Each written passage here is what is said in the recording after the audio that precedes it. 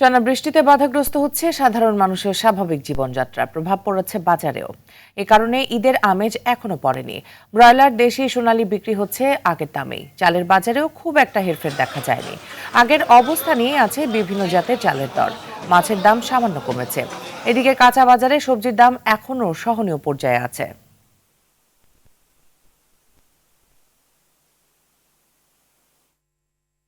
দর্শক, এই মুহূর্তে রাজধানী কারণ বাজার থেকে সরাসরি যোগ দিচ্ছেন আমাদের সহকর্মী ইমরুল কায়েস।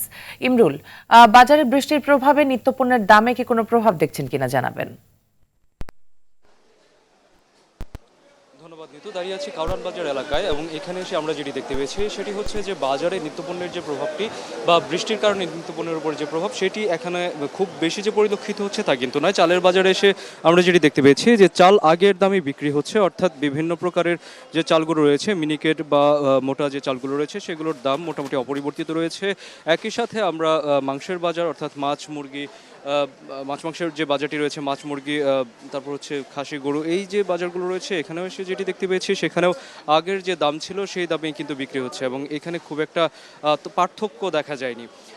তো কাঁচা বাজারের ক্ষেত্রে যেটি দেখা গিয়েছে সেটি হচ্ছে যে এখনও সেইভাবে প্রভাব পড়েনি, তবে বিক্রেতারা যেটি বলছেন যে বৃষ্টি যদি এভাবে অব্যাহত থাকে তবে হয়তো বা সরবরাহ কিছুটা কমে যেতে পারে এবং সেক্ষেত্রে দাম বাড়ার একটি সংকেত তারা দিচ্ছেন যে দাম হয়তো বেড়ে যেতে পারে। তো যদিও এখন পর্যন্ত কিন্তু কাঁচা বাজারে সেরকম কোনো তারতম্য দেখা যায়নি, অর্থাৎ আগের যে দামে বিক্রি হচ্ছিল সেই দামে এখনও বিক্রি হচ্ছে।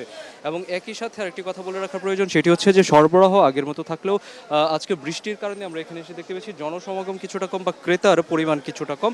এটি নিয়ে বিক্রেতারা বলছেন যে কাঁচা বাজারের দিকটাতে যদি পার্মানেন্ট কোনো ছাউনির ব্যবস্থা করে দেওয়া হতে পারে তাহলে সেক্ষেত্রে হয়তো বা ক্রেতা বা বিক্রেতারা তারা সুবিধাজনক একটি অবস্থানে গিয়ে তারা তাদের যে ব্যবসা বাণিজ্য সেটি করতে পারেন। তো এর বাইরে এসে আমরা এর বাইরে যেটি দেখতে পেয়েছি যে মোটামুটি মশলার বাজার বা অন্যান্য যে বাজার, যেহেতু সামনে কোরবানির ঈদ আসছে তো সেক্ষেত্রে মশলার উপর একটি প্রভাব বরাবরই আমরা দেখে আসছি, কিন্তু সেক্ষেত্রে এইবারও কিছুটা ব্যতিক্রম, অর্থাৎ কোরবানির যে আভাস সেটি এখনও হয়তো বা বাজারে সেভাবে পরিলক্ষিত হয়নি এবং মশলার ক্ষেত্রেও কিন্তু আমরা দেখতে পাচ্ছি যে কোনো ধরনের তারতম্য ঘটেনি, অর্থাৎ মশলা আগে যতটুকু বেড়ে গিয়েছিল দাম সেই দামেই এখনও তাদের যে অবস্থান সেটি করছে এবং সেই দামে বিক্রি হচ্ছে সব কিছু। তো বাজার ঘুরে মোটামুটি যে বিষয়টি দেখতে পাচ্ছি সেটি হচ্ছে যে বাজার অনেকটাই স্থিতিশীল পর্যায়ে চলে এসছে, অর্থাৎ যেই দামে বিক্রি হচ্ছে সেই দামে রয়েছে। যদিও ক্রেতাদের যে দাবি সেটি হচ্ছে যে বাজারের এই দামগুলো এখনও কিছু কিছু ক্ষেত্রে তাদেরকে অস্বস্তিতে ফেলতে পারে এবং এই কারণে দামটা কিছুটা কম হওয়া উচিত বলে মনে করছেন সাধারণ ক্রেতারা। তো মিতু, বাজার ঘুরে ছিল আমার কাছে সর্বশেষ।